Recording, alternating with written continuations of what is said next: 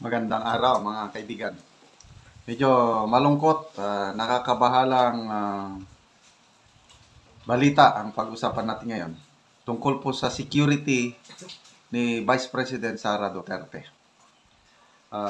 Dito sa Manila Times na article, na pag-alaman natin na dinisband o dini-activate na ng AFP Chief of Staff General Browner ang Vice President Security Group.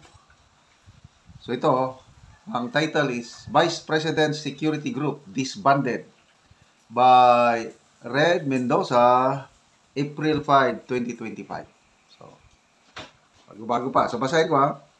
The Vice Presidential Security and Protection Group has been deactivated by Armed Forces of the Philippines Chief of Staff Romeo Browner Jr. The deactivation comes after several members of the group were relieved over their alleged involvement in the transfer of office of the Vice President Chief of Staff Zulyeca Lopez last year. Earlier, 75 police officers assigned to Vice President Sara Duterte under BPSPG were replaced after she mentioned during a press briefing last November that she had ordered an assassin to kill President Marcos, First Lady, and the Speaker. A source, ito, nag-leak lang itong source Hindi nila ina-announce. A source in the AFP showed the Manila Times a document containing General Orders 196 which was issued on February 10. So, February 10 pa yung effectivity ng order na na-deactivate o wala na. Wala na talagang security group na mag-provide ng security ng Vice President. Okay. Another senior AFP official speaking on the condition of anonymity verified the legitimacy of the order, saying that the changes in security structure were approved at the highest levels and are part of a broader realignment within the AFP security apparatus. The AFP has yet to issue a statement explaining the rationale of the reorganization. The order, which was prepared by AFP Deputy Chief of Staff, Lieutenant General Jimmy Lareda, and signed by the Adjutant General Bernardo Fortes Jr., disbanded the BPSPG effective February 6 pa pala. Wala na, tagal na. Ngayon is April 9. More than a month. At the same time, the Special Detail Battalion under the AP General Headquarters and Headquarters Service Command was reorganized and renamed as the AP Security and Protection Group.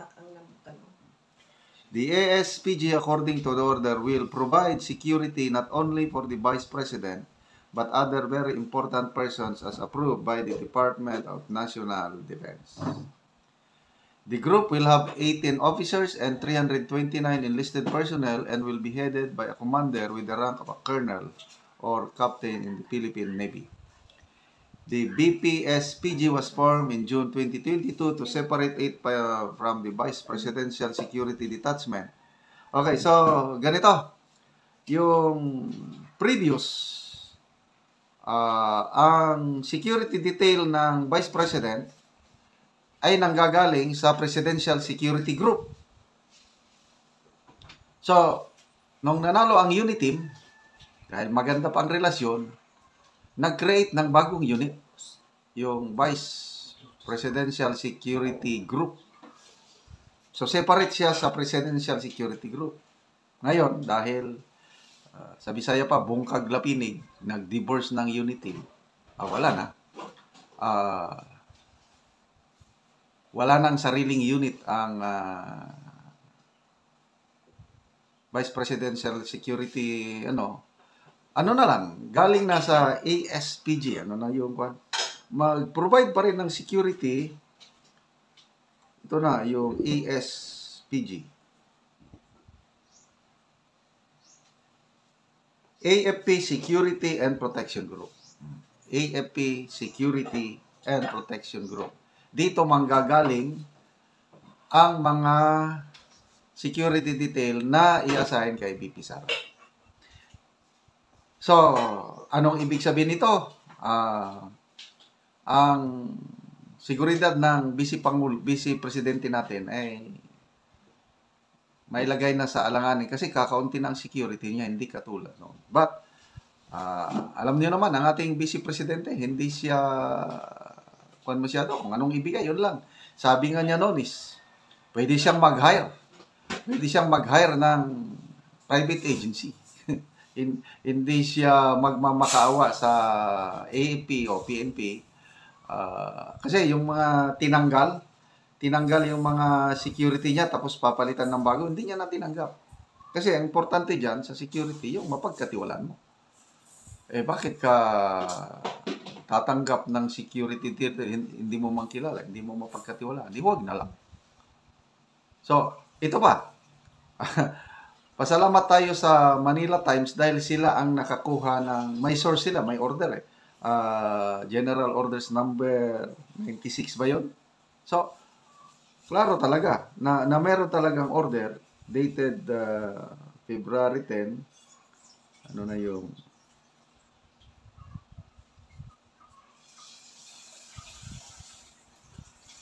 yun, General Orders 196 pala. Dated February 10, but effectivity ng pag-dissolve is February 6. So, pasalamat tayo sa Manila Times. So, hanggang ngayon, hindi pa kino-confirm ng AFP kung totoo ito o hindi. Basta, pagdasal po natin ang seguridad, safety ng ating Vice Presidente, the future President 2028. Okay, salamat mga kaibigan sa inyong pagsubaybay sa ating